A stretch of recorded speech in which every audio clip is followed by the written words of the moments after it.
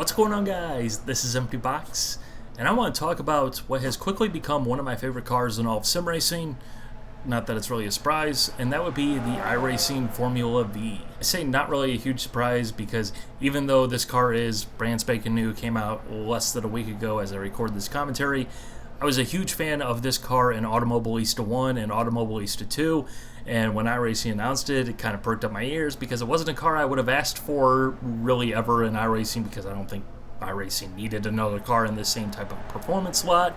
But alas, oh boy, does this car make me just smile and giggle. Now, given that this is a rookie car that's going to be part of the base content available for everyone in iRacing, and it's going to be a car that rookie drivers are just starting out with, I want to go ahead and do a different type of video, more of a, I guess, tutorial tips video type thing for this car in particular. So first of all, I want to go ahead and start by saying this. Nobody wants to race a Formula V in sim racing.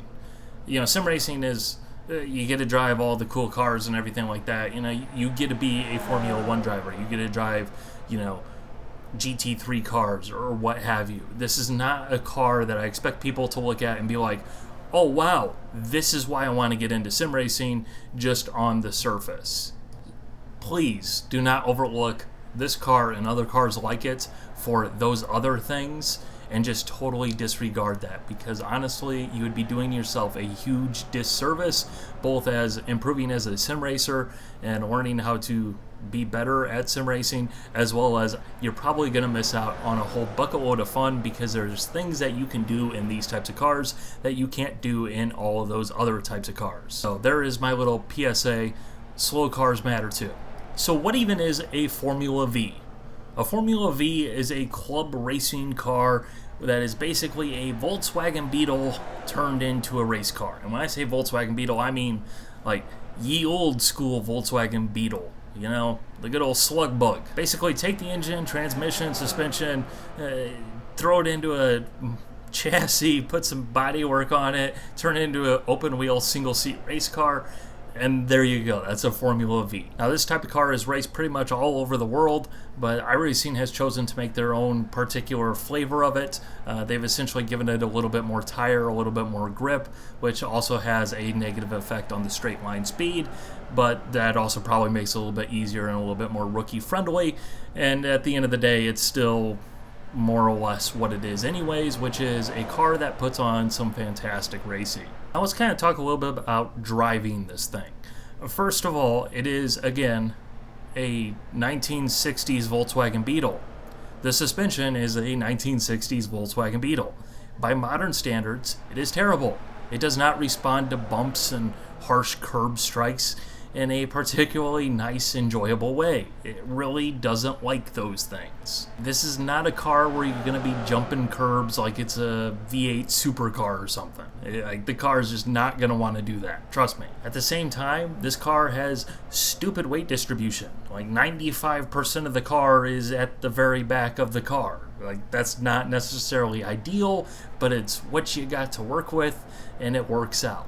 Now, because of those two things, this is a very tricky car to drive, deceptively so. Perhaps you might be familiar with a particular car out there that earned a reputation, that being the early Porsche 911s.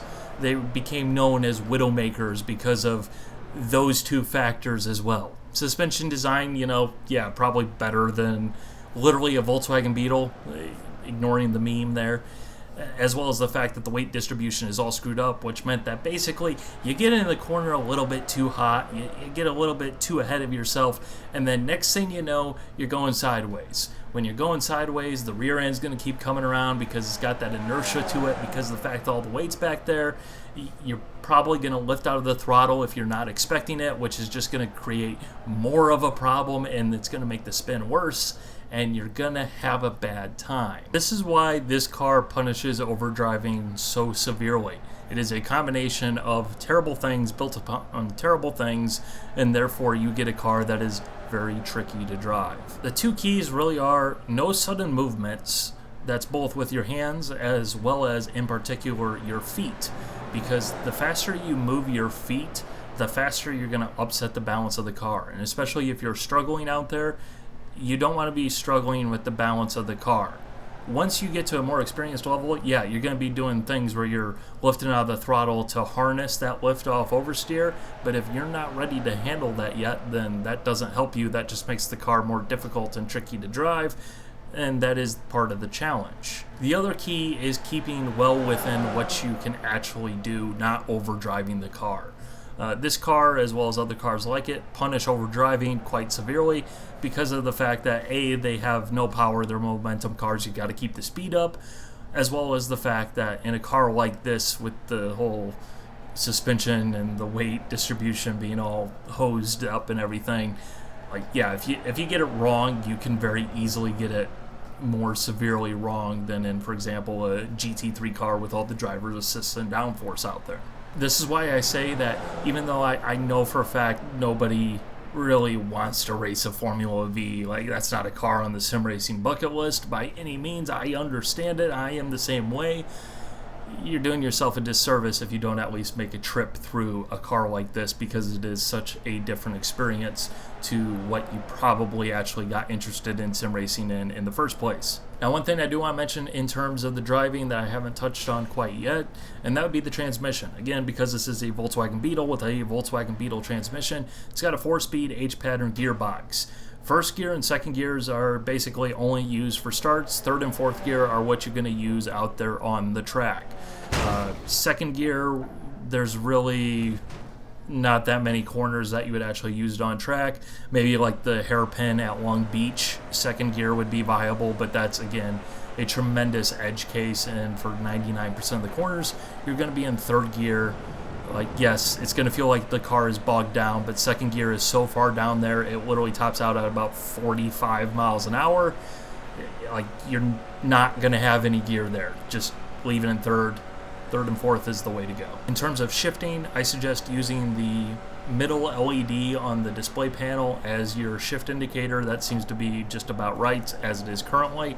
I would also suggest using the F9, I believe it is, in-car adjustments, something thereabouts. There's a black box in iRacing where you can change the driver height, and go ahead and lower yourself down so that way you can actually see the shift lights on your screen if you can't normally. This car has a very default, very high eye line horizon, so you'll want to go ahead and lower yourself down. That way you can actually see the dashboard display, basically.